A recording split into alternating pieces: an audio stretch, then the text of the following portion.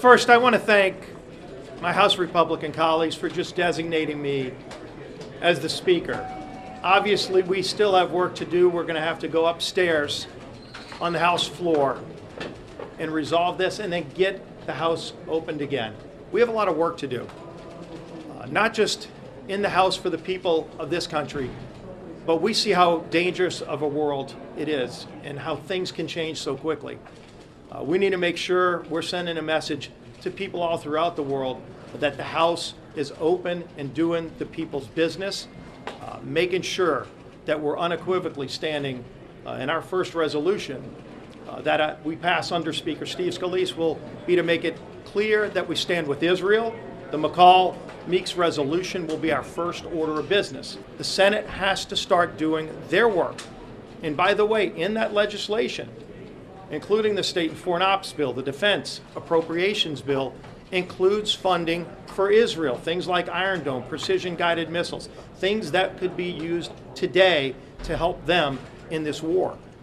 So there is a lot to do. I say we unify as a party, get the Speaker designee elected as the official Speaker of the House, Steve Scalise. How do you unify with almost 100 people voting for Jim Jordan? That's going to have to be worked out in the next several hours to get to a unity consensus.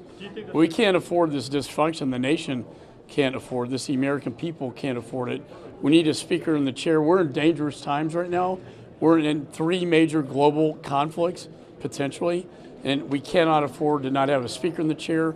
And the first bill the Speaker told me will be my resolution condemning Hamas and praising in support of Israel. I'm excited for him. Can't wait to go vote for Steve Scalise. Absolutely. Long live Speaker Scalise. Do you think he has the votes on the floor? He was a divided vote in there. I sure hope so. We'll see some democracy in action. I voted for Jordan, but with Scalise won outright, I'll vote for Scalise. It's time to have a speaker.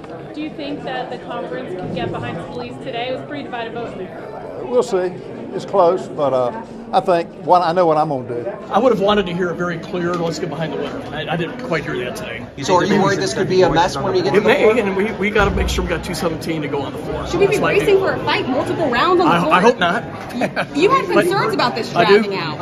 I do. We have, first of all, I have 8 proven people that are not loyal to the team at all, only to themselves. So we have the same problem.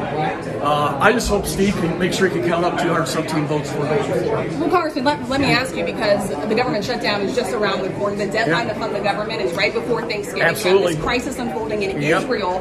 Is there a sense of urgency to get this done quickly? Yes, there is an absolute urgency. First of all, it should never happen last week what happened. But we do need to get a speaker in place so we can govern.